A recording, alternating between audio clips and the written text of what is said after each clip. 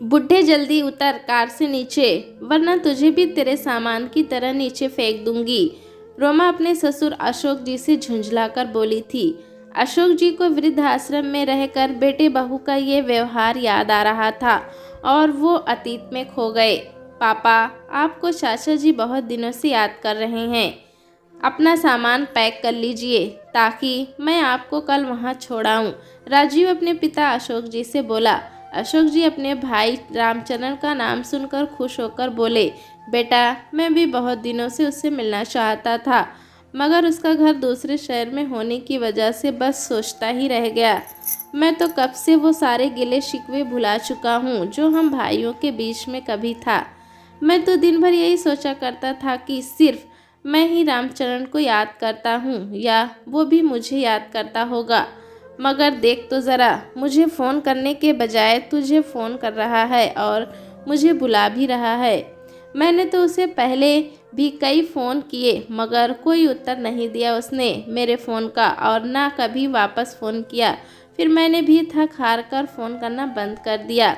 मुझे ना सही तुझे फ़ोन करके उसने सारे गिले शिकवे मिटा दिए, यही सोचकर खुश हूँ। चलो, अच्छा हुआ बेटा जो तुम मुझे छोड़ने आ रहे हो वहाँ, वरना एक अरसा हो गया हम दोनों भाइयों को मिले। ये कहकर अशोक जी अपने कमरे में चले गए और दूसरे दिन सुबह अपने भाई के घर जाने के लिए अपने कपड़े पैक करने लगे। अशोक जी के कमरे में जाते ही राजीव की पत्नी रोमा आकर पति से बोली, राजीव, इस बार कोई गलती नहीं होनी चाहिए हमसे। पिछली बार भी हमने यह काम करने का सोचा था मगर तुम्हारी एक गलती की वजह से हमारा ये काम नहीं हो पाया था। राजीव बोला, रोमा, तुम भी कल मेरे साथ चलना और अपनी आंखों से देख लेना, इस बार मुझसे कोई गलती नहीं होगी। दूसरे दिन सुबह राजीव और रोमा जाने के लिए तैयार हो चुके थे मगर अशोक जी रोमा से बोले, बहू, मेरा वो कुर्ता पायजामा नहीं मिल रहा है जो मैंने दीपावली पर पहना था, तुमने देखा क्या? रोमा कमरे में गई और कबाड़ खोलकर मन ही मन बोली, बुड्ढे को ज़रा भी चैन नहीं है, यहाँ से जाए तो बला टले। फिर उनका सफ़ेद कुर्ता पायजामा बाहर ले आई। अशोक जी ने खुशी से उन्हें भी अपने कपड़ों में पैक कर लिया। उतने में उन्हें उनका टूथब्रश याद आया। राजीव ने झटपट उन्हें टूथब्रश थमाया और बोला, पापा जल्दी करिए। अशोक जी बोले, हाँ बेटा, बस हो गया। और फिर अपने कमरे में जाकर अपनी पत्नी की तस्वीर भी ले आए और उन्होंने वो तस्वीर भी अपने सामान के साथ रख दी। कुछ देर बाद राजीव और रोमा कार में अशोक जी को लेकर रवाना हो जाते हैं। राजीव एक बड़े से वृद्धाश्रम के सामने अपनी कार रोकता है और कहता है, पापा चलिए उतर जाइए, यहाँ आपका ठिकाना आ गया। बेटा, ये कहाँ ले आए हो तुम दोनों मुझे? ये तो वृद्धाश्रम है। तुम तो कह रहे थे कि बहुत दिनों से चाचा जी मुझे याद कर रहे हैं, इसीलिए थोड़े दिन मुझे मेरे भाई के यहाँ छोड़ने जा रहे हो। फिर गाड़ी यहाँ क्यों रोक दी तुमने? अशोक जी ने वृद्धाश्रम को देखकर अपने बेटे राजीव से पूछा। राजीव बोला, पापा, मैं आपको वृद्धाश्रम ही छोड़ने आया हूँ।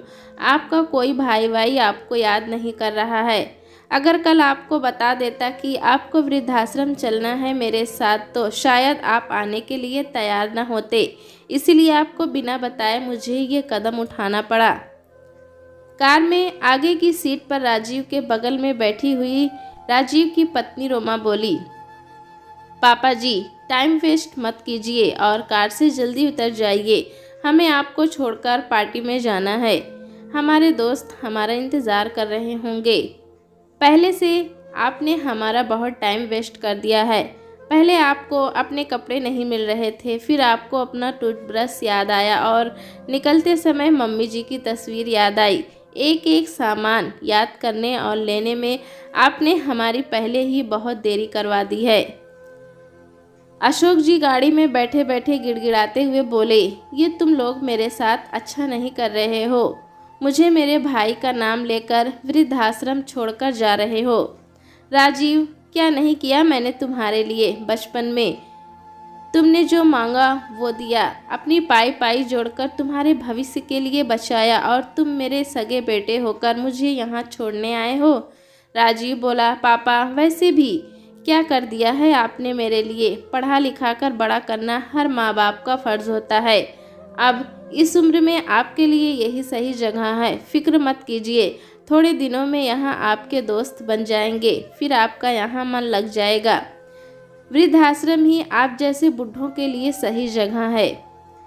अशोक जी बोले, मुझे नहीं चाहिए बेटा दोस्त वोस्त, मुझे तो बस मेरे बच्चों के साथ रहना है। मुझे तो मेरे घर रहना है, बस मुझे घर वापस ले चलो बेटा।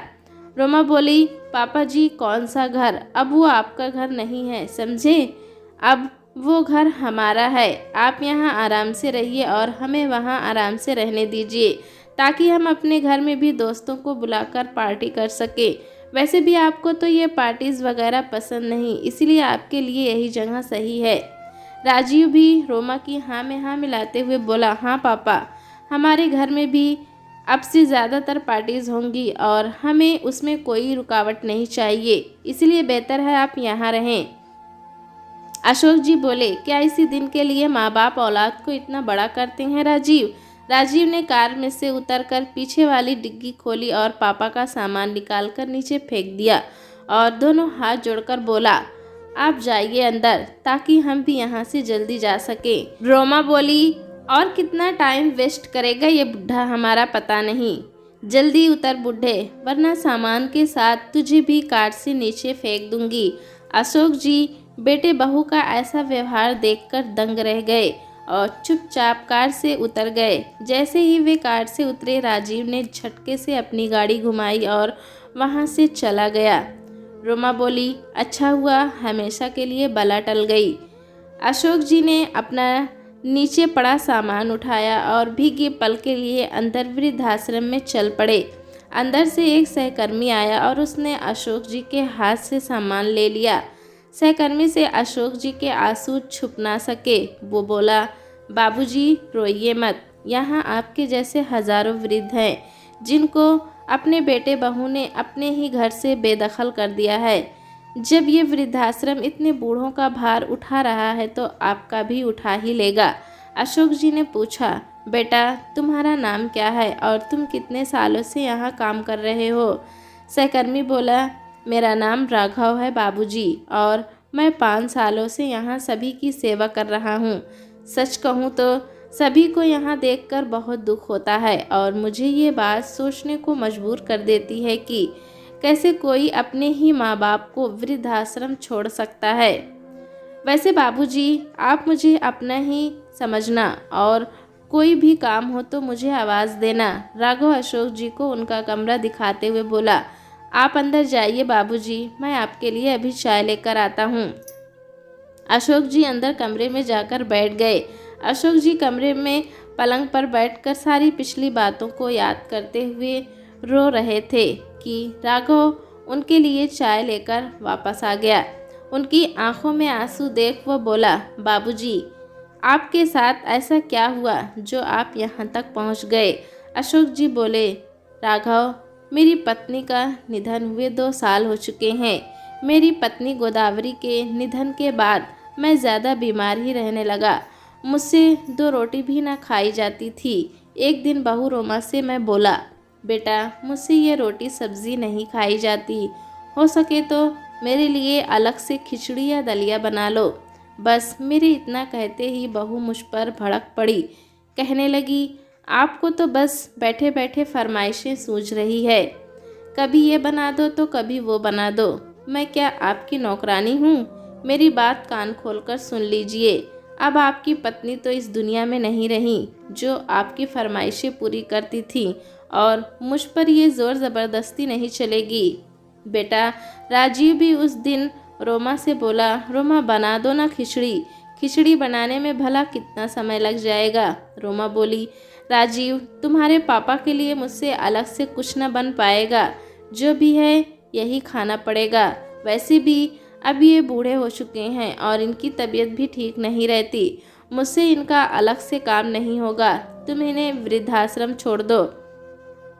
ये सुनते ही मैं डर गया। बोला, बहू अब आगे से मैं तुम्हें कभी कुछ नहीं कहूँगा, मगर मुझे वृद्धाश्रम भेजने की बात मत करना।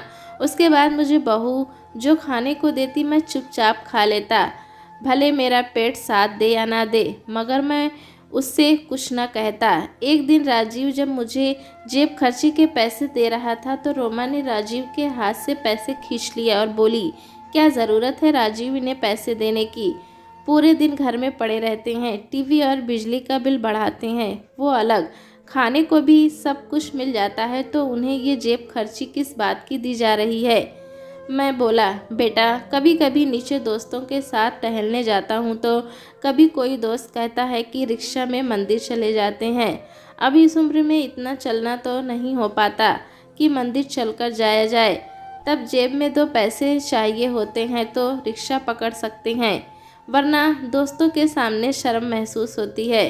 रोमा बोली, पापा जी कोई ज़रूरत नहीं दूर मंदिर जाने की, हमारे बगल वाले मंदिर ही जाया कीजिए ताकि रिक्शा के पैसे बच जाएं।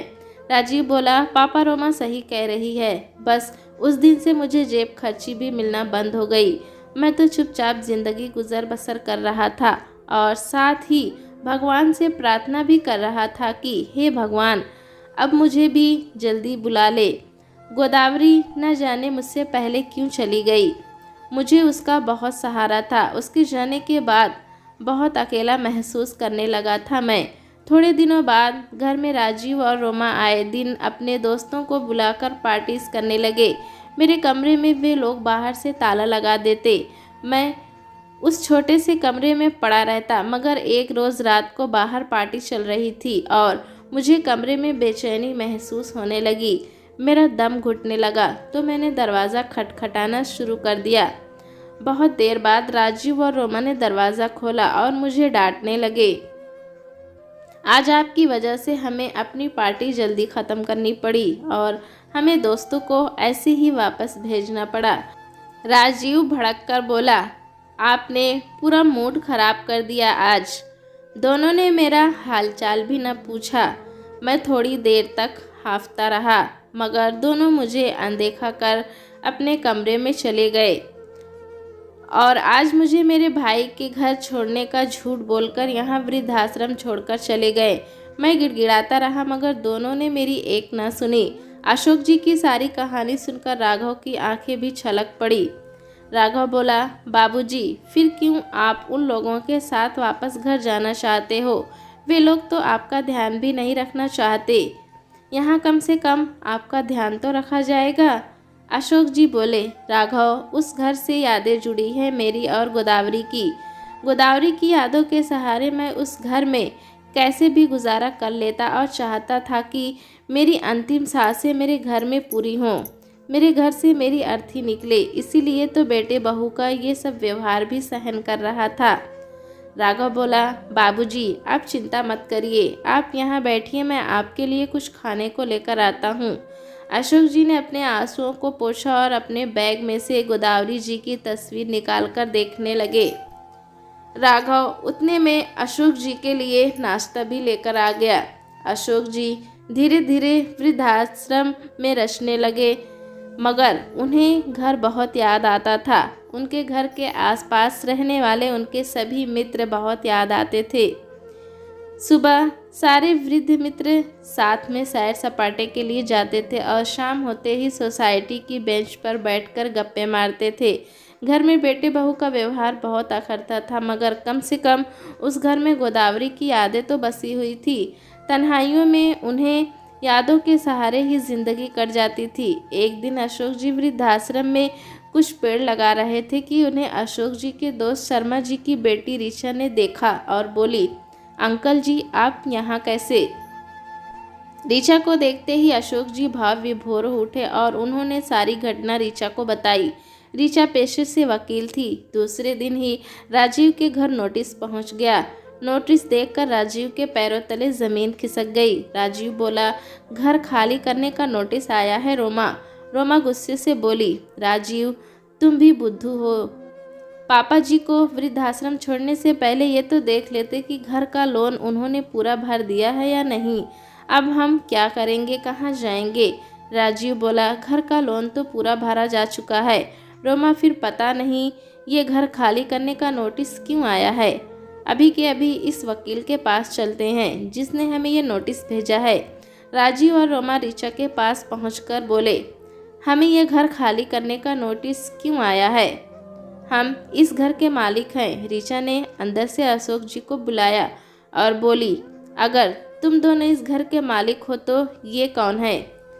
अशोक जी को देखकर बेटा बहू हक्के बक्के रह गए और राजीव बोला, पापा आप बताइए इनको कि असली हकदार तो मैं ही हूँ इस प्रॉपर्टी का। आखिर उस घर पर मेरा भी तो उतना ही हक है जितना आपका है। अशोक जी बोले, तुम असली हकदार कब से हो गए? उस दिन क्या कह रहे थे तुम कि मैंने तुम लोगों के लिए आखिर किया ही क्या है? तुम्हें पढ़ाया लिखाया, इस काबिल बनाया कि तुम आज अपने पैरों पर खड़े हो और बहू तुम्हें हमेशा अपनी बेटी माना। मगर तुम दोनों ने मेरे साथ क्या किया? मुझे इस उम्र में जब तुम्हारी सबसे ज़्यादा ज़रूरत थी तुम लोगों ने मुझे वृद्धाश्रम पहुंचा दिया। ऋचा बोली, कानून के अनुसार अगर बच्चे अपने माता पिता को घर से निकाल दे तो उनकी प्रॉपर्टी पर भी उनका कोई हक नहीं होता। राजीव और रोमा दोनों अशोक जी से माफ़ी मांगने लगे और राजीव बोला, पापा जी आप चलिए हमारे साथ ही रहिए मगर हमें घर से मत निकालिए। रोमा बोली, हाँ पापा जी, आप तो मुझे अपनी बेटी समझते थे ना, आप हमारे साथ ऐसा कैसे कर सकते हैं? ऋचा बोली, तुम दोनों अपना ये नाटक बंद करो। जो बच्चे अपने बूढ़े माता पिता को यूं घर से निकाल दें, ऐसे बच्चों को कभी माफ़ नहीं किया जा सकता। अशोक जी को ऋचा ने हौसला दिया था जिससे अशोक जी में वापस आत्मसम्मान लौट आया था और वे बोले, तुम दोनों मुझे क्या रखोगे? मैं ही अब तुम दोनों को अपने साथ नहीं रखूँगा। मैं तुम दोनों को मेरी प्रॉपर्टी से बेदखल करता हूँ। आज बहुत दिनों बाद अशोक जी का खोया आत्मसम्मान वापस लौट आया था और किस्मत का खेल कुछ ऐसा चला था कि अब अशोक जी वृद्धाश्रम के बजाय अपने खुद के घर में वापस आ गए थे। उन्होंने जिस घर में वापस आने का सपना छोड़ दिया था, ऋचा की बदौलत वे आज वापस अपने खुद के घर में थे। दोस्तों कहानी कैसी लगी हमें कमेंट में ज़रूर बताएं। चैनल पे नए हैं तो एक लाइक और सब्सक्राइब करना ना भूलें।